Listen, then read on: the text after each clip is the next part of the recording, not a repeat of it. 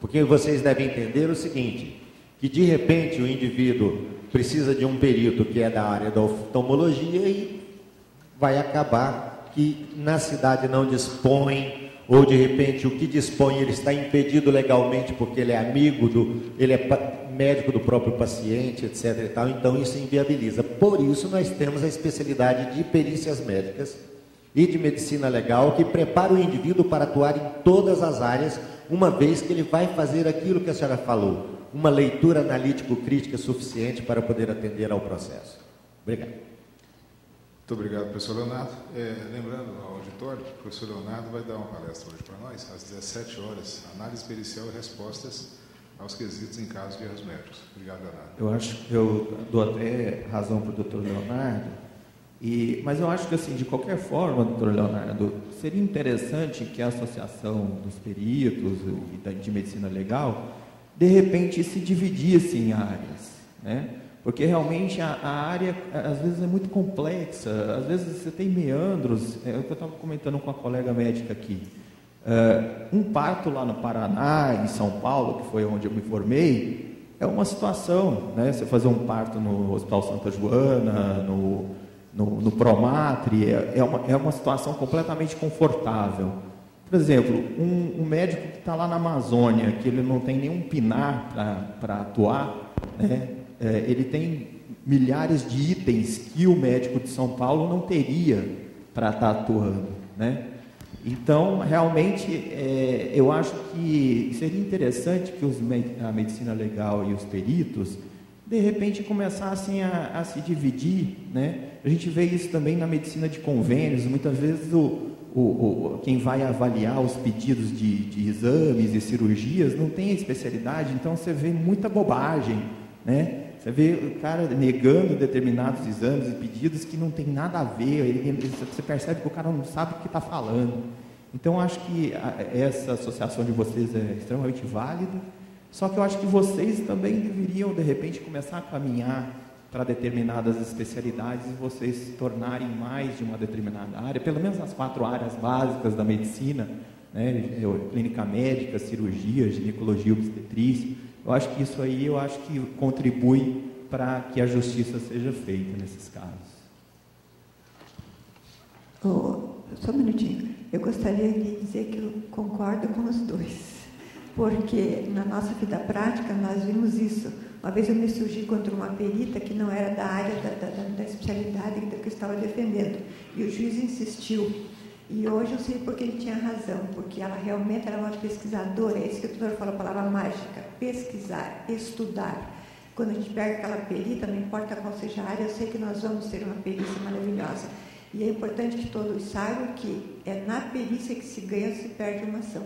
Por isso que o perito tem que ser bom, se puder, se for bom conhecedor da medicina legal, como o doutor falou, melhor ainda, né? Pena que esses casos são raros no Brasil, mas nós temos. Então, os dois estão com a razão. Obrigada. Bom dia.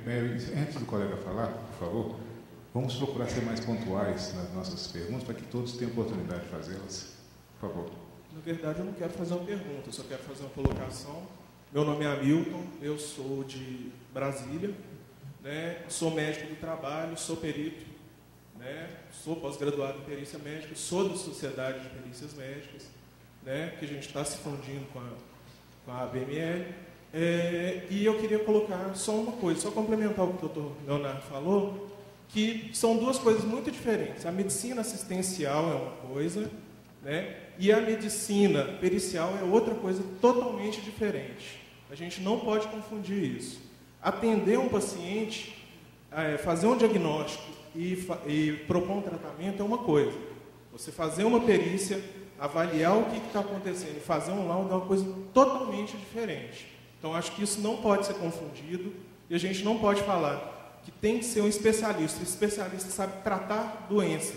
Quem sabe fazer um laudo, né, fazer uma perícia, é o perito, é o médico legista.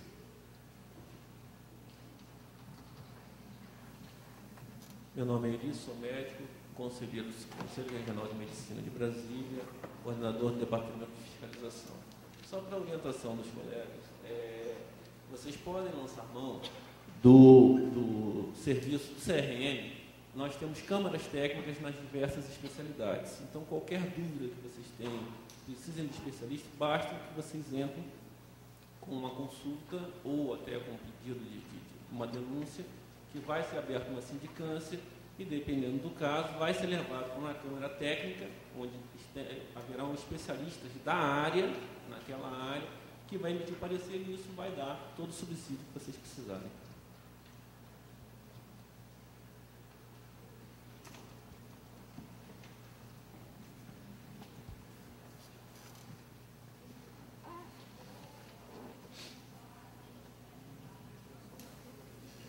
Gutenberg, Brasília. Eu só queria acrescentar um detalhe, o Leonardo, o professor Delgado, é que o perito deve ser bem remunerado.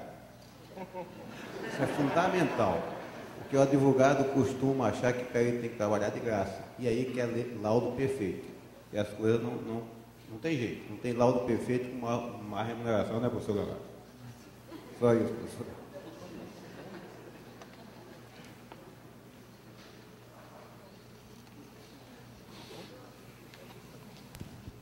Alô?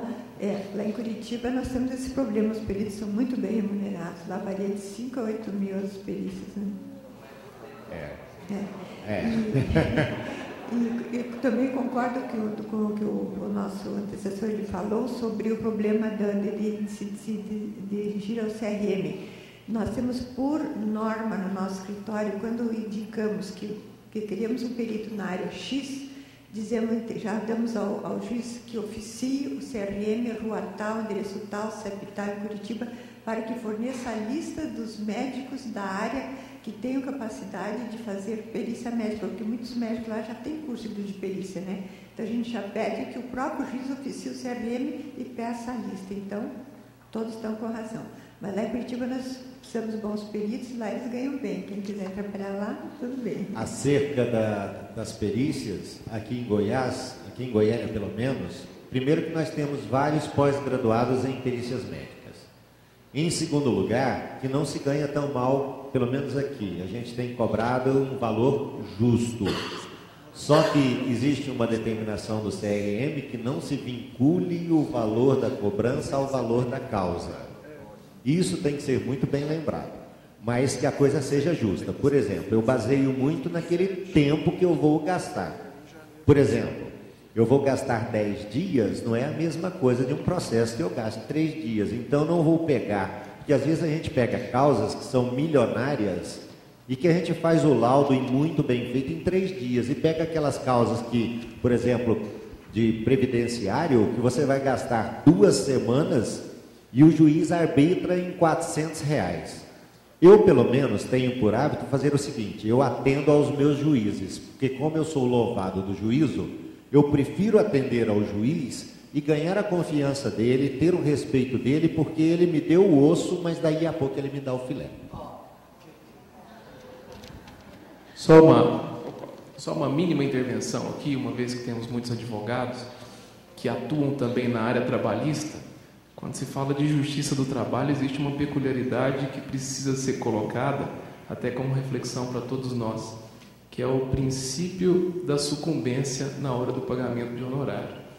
Que a parte que perde no objeto da perícia, seja reclamante ou reclamado, essa sim vai fazer o pagamento do perito. O reclamante normalmente está sob os benefícios da justiça gratuita, portanto o pagamento pericial é um pagamento que muitas vezes não é satisfatório. Portanto, só como reflexão, tá? Não estou fazendo nenhuma denúncia.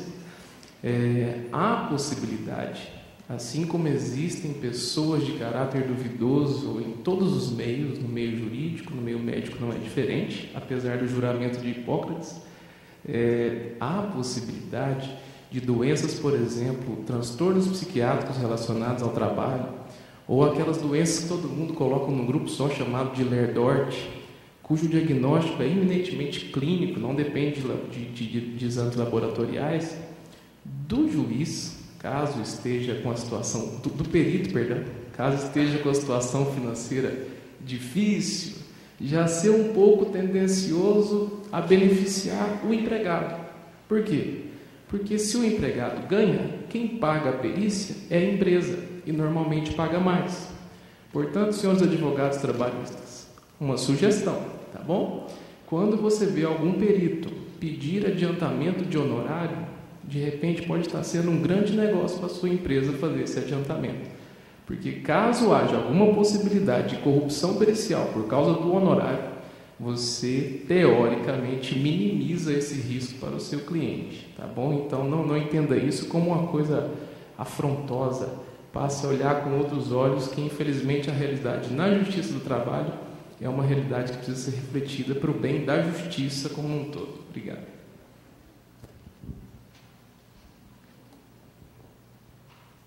Procurando respeitar o horário, e nisso vocês foram maravilhosos, né? Vou agradecer a palestra da doutora Edgar, agradecer a integração dos presentes, e por favor continue assim.